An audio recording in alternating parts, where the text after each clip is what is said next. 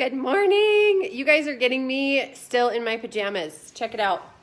Ta-da! Because this morning has been kind of a wild morning. I have set myself a goal to get a lot of stuff done, and it's happening.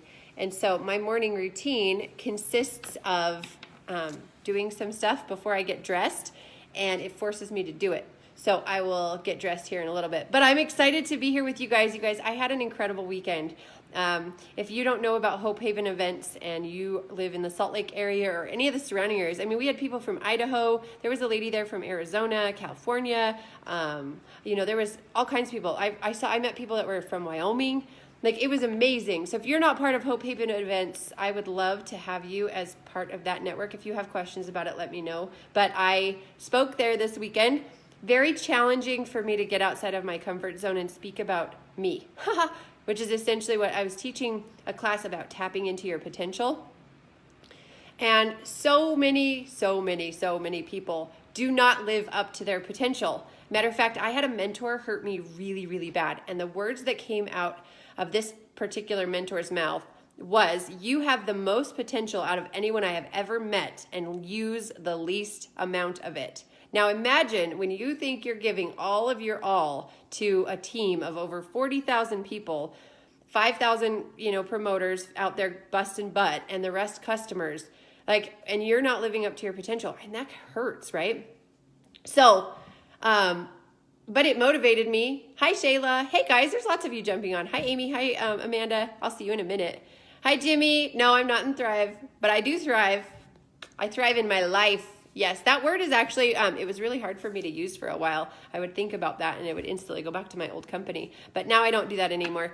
Hi, Katie. Okay, so I think what I wrote in this was, life is what you make it. Let's chat about life is what you make it. So a lot of people, this time of year is really super hard. And I just want to let you guys know that it is very difficult for me to, come in. Are you here? Yes, come in. Here, let me come let you in. I'm just going to do a quick live. Are you here? Oh, you're not here yet. Yeah, come in when you get here, for sure. Okay, so I started doing some things that changed my life, and I want to give those tips and tools to you guys because I have suffered from depression for as long as I can remember, actually. This time of year has always been extremely difficult for me. Hi, Josie. And, I think that if we know that we're not alone, and that sun is right in my eyeball, if we know that we're not alone, then we can start to kind of move and motivate and change our life. And, I always, when I got into that state of deep, dark sadness, I always thought I was all by myself. Can anybody relate to this? You don't want to show people that you're sad. You don't want to tell people about what's going on. But I want to get kind of vulnerable with you guys for a minute. I have had PTSD since I left the military, and it wasn't because of anything that people would really think that it was. And when I started to walk through that, I'm really grateful for Emmanuel because he actually opened up my heart wall and got all that out for me. And I have been doing emotion code for years, you guys. I have known about emotion code. I almost got my certification, but I just decided to go for my master's degree instead, 5 or 6 years ago. And when I found Emmanuel, I met him at the last event I was at. He was walking around talking to booths, and he just walked up and, started talking to Keely and I, and it was like, okay, this guy's pretty cool. So I followed him on Facebook for a while, and I messaged him. I heard that he had a program for veterans. And so I messaged him, and I was like, do you think you could help me? I don't talk about this. I don't tell people what was going on, all that stuff. And he was like, absolutely. Let's do 12 sessions with you.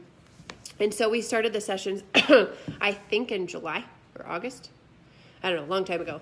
It seems like a long time ago because I feel like a completely different person now. But yes, and you were condemning yourself. It's tough, huh, Josie? Josie says, and I was condemning myself for it. Yeah, it's tough. So what this started to do was this started to open up some things that I had been avoiding and not paying attention to. And anybody who says that you don't have to feel to heal is full of crap. You have to feel your emotion. And so many people are scared of that. Excuse me. But it's okay, because if you can feel it, you can heal it, and then it goes away. There's all kinds of different modalities out there. There's all kinds of stuff out there.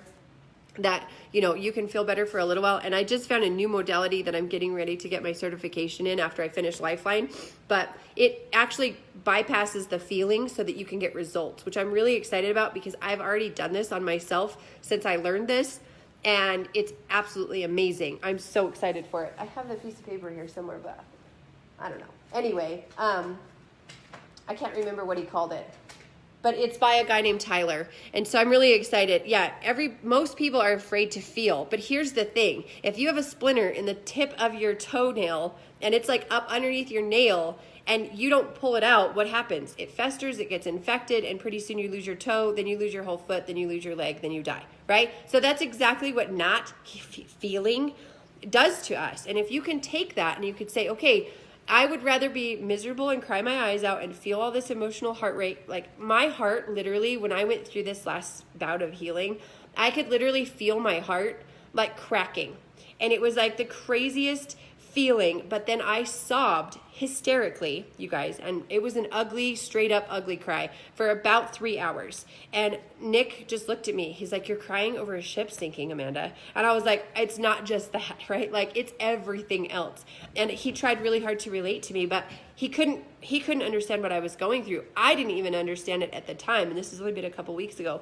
But I wanted to talk about this, like life is what you make it, right? Life is what you make of it. So back to the story about my PTSD and the Heartwell thing and working with Emmanuel.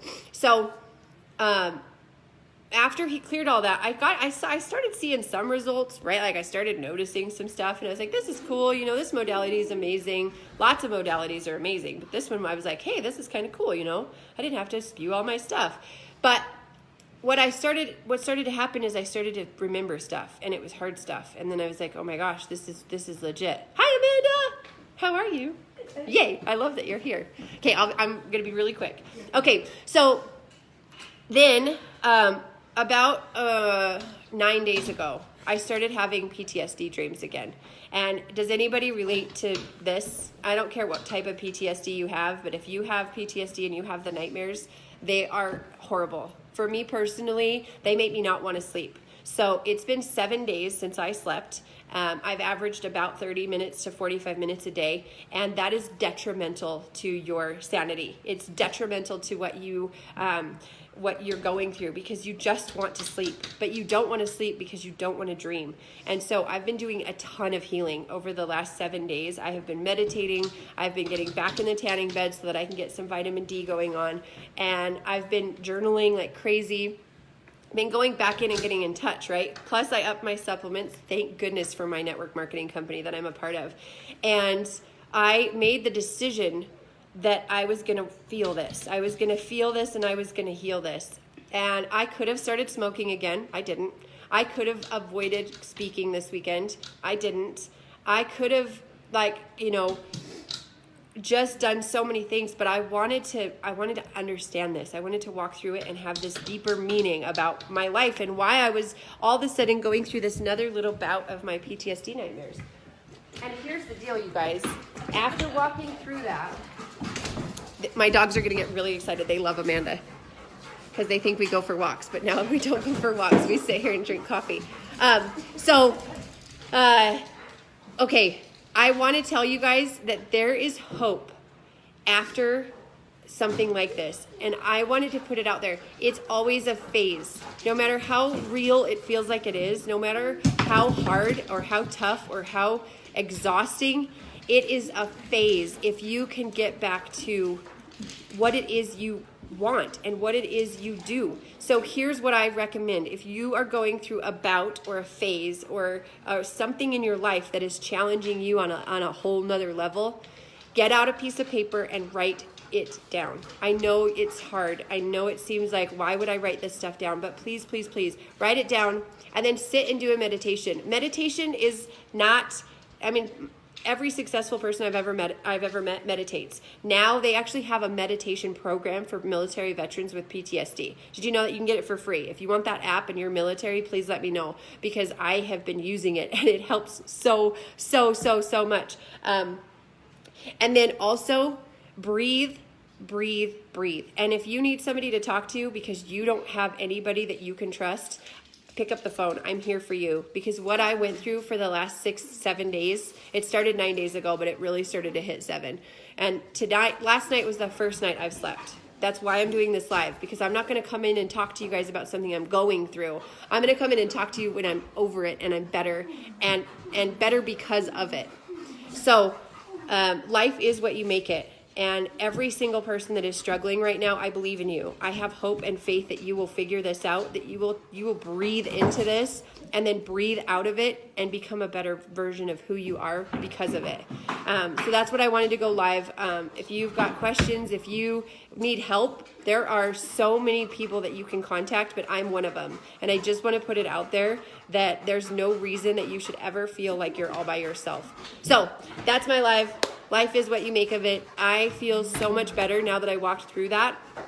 And I think that there's a whole nother level of awesome that's coming into my life because of it. And I don't want to go through it again. Just so you know, I do not want to feel that kind of horror or that kind of trauma or that kind of pain in my nightmares or with my family ever again. But I did it. I walked through it. I slept last night, and I'm really, really super grateful that I did.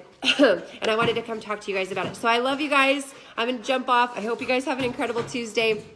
My dogs are flipping out because of Amanda. And I hope you guys have an awesome day. Okay, much love to you. And thank you all so much for your support this weekend about my speech. It was amazing. And I had such a blast. Thank you so much for every single person who came and watched me too. So